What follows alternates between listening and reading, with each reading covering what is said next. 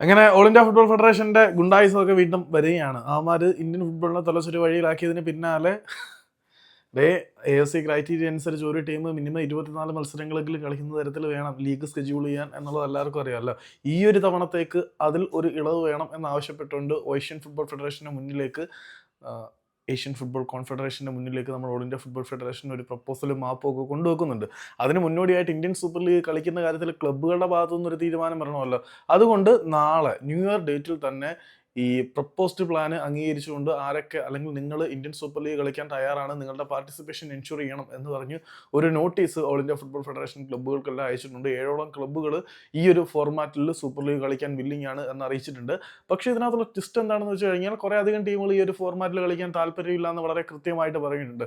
അത്തരത്തിൽ ഞങ്ങൾ league schedule ചെയ്യുന്ന സമയത്ത് നിങ്ങൾ കളിക്കുന്നില്ല എങ്കിൽ വരാൻ പോകുന്ന ഇന്ത്യൻ സൂപ്പർ ലീഗ് സീസണുകളിൽ നിങ്ങളെ തരം താഴ്ത്തും, നിങ്ങൾക്ക് ഡയറക്റ്റ് റെലഗേഷൻ ആയിരിക്കും എന്നാണ് ഓൾ ഇന്ത്യ ഫുട്ബോൾ ഫെഡറേഷൻ്റെ ഒരു നിലപാട്. അതൊക്കെ എത്രമാത്രം നടപ്പിലാവും എന്നുള്ളൊരു ചോദ്യചിഹ്നം തന്നെയാണ്. അപ്പം നിങ്ങൾ ഇത്തവണ പങ്കെടുത്തില്ലെങ്കിൽ നിങ്ങളെ വരാൻ പോകുന്ന സീസണിൽ നിന്നും തരം താഴ്ത്തും. അപ്പം ഈ ഒരു സീസണിലേക്ക് മാത്രം മത്സരങ്ങളുടെ എണ്ണം വെട്ടിച്ചുരുക്കുന്ന തരത്തിലുള്ള ഒരു അനുമതി പത്രത്തിന് വേണ്ടിയിട്ട് ഏഷ്യൻ ഫുട്ബോൾ കോൺഫെഡറേഷനോട് all India football federation request ചെയ്തിട്ടുണ്ട്.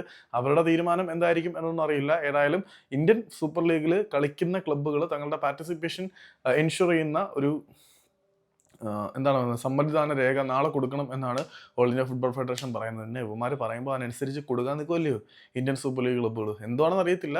കളിക്കാൻ തയ്യാറാവാത്ത ക്ലബ്ബുകളെ വരാൻ പോകുന്ന സീസണിൽ തരം താഴ്ത്തി സെക്കൻഡ് ഡിവിഷനിലേക്ക് തരം താഴ്ത്തുമെന്നാണ് ഇവന്മാരുടെ ഒരു ഭീഷണി എന്ന് ആജുക്കൾ ഉൾപ്പെടെയുള്ള മാധ്യമങ്ങൾ റിപ്പോർട്ട് ചെയ്യുന്നുണ്ട്.